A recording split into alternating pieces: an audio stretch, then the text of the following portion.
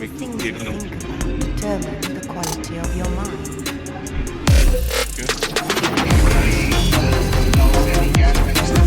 We continue the coverage here at the Bharat Mobility Global Expo, the Component Show. What better than to move on to a company that's been a leading player in the global automotive industry for over 6 decades? Yes. Thank you so much, Aakash, for sparing the time Hi, for Ashish. Auto Components India and Commercial Vehicle Magazine. Tell us about the mood, tell us about the broad sentiment, tell us about how this fiscal is shaping.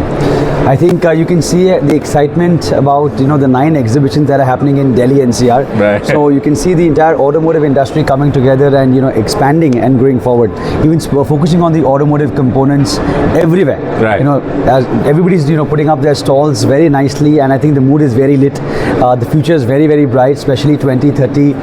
With Viksit Bharat, with how the industry is moving forward. Right. The energy and the enthusiasm in the overall industry, in the ecosystem, is very, very high right now. Your content per vehicle keeps on increasing. So tell us about, you have about 8 product lines, if I'm not mistaken. So tell us about how you are expanding your content per vehicle. So we have 7 product lines. So Right. one is the vehicle access systems. Right. Second is the driver information system. Right. Third is the electrical distribution. Okay. Fourth is the die casting and lightweighting. Right. Fifth is the electronics. Right. And sixth is now the powertrain electronics coming with flash electronics. Right. Our interest, intent, and our focus is on how we can create further kit value through the way of electronification, premiumization, Right. and in kit value in each of these segments, along with the adjacent products. Right. So we speak of the vehicle segments, vehicle access product lines.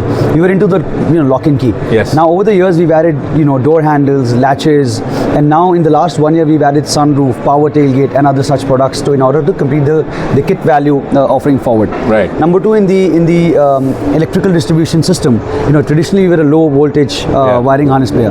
Now we've added high voltage electronics, high voltage PDU, BDU connectors, Right.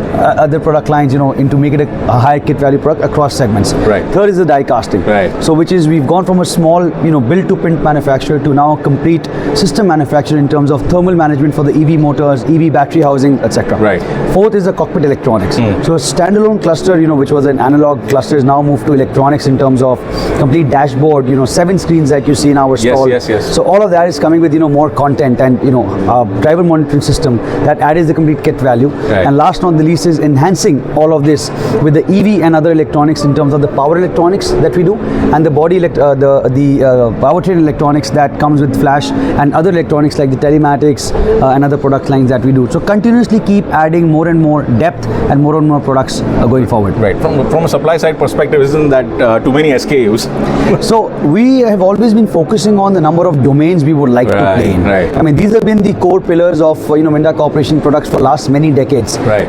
And again, we continuously add product, a new division or a synergy in about, let's say, about 4 to 5 years. Sure. But in the adjacent product lines within the vertical and the domain system, we try to add and premiumize all of our products across 2-wheeler, 3-wheeler, 4-wheeler commercial vehicle segments. Right. This is also not possible without the regular patents that you are filing, and they are in excess of Partners 90 are very, very important for us, and So that's the let's stick on the partners bit for a minute.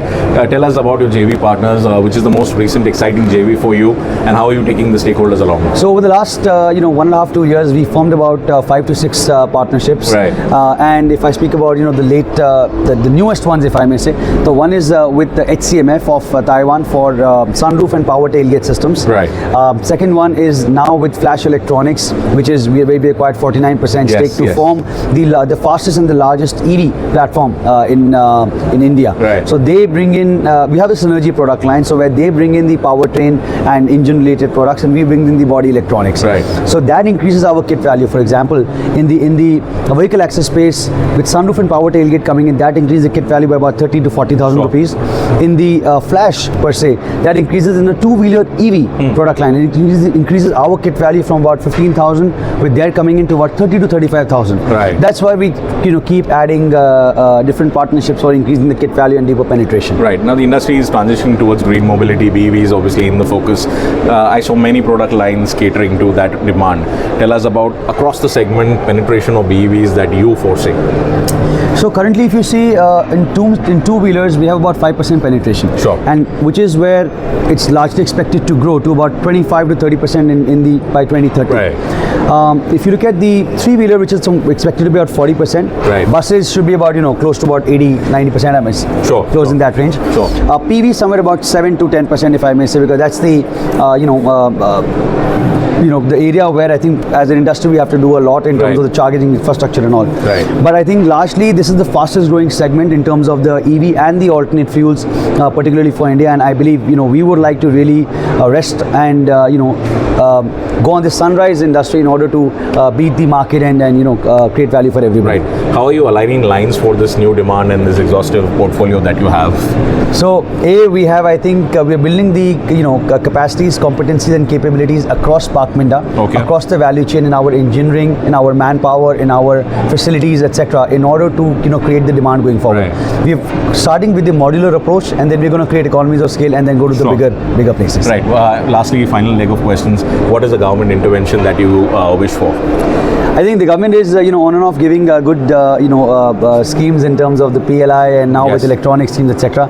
I think they just continue to do so. Yeah. That's just the motivation for us, and we have to become self-reliant in terms of localization in order to beat the industry. Right. So that's what we focus on. Right. Final question on your near, mid, and long-term challenge areas and growth areas. So I'll speak about the growth areas per se. So growth for us by 2030 we're targeting a $3 billion revenue. Okay. By way of organic and inorganic. Right. So that's our journey, how we would like to achieve that. And it's going to be combined with organic, inorganic, exports, domestic, aftermarket, premiumization of the products per front. Right.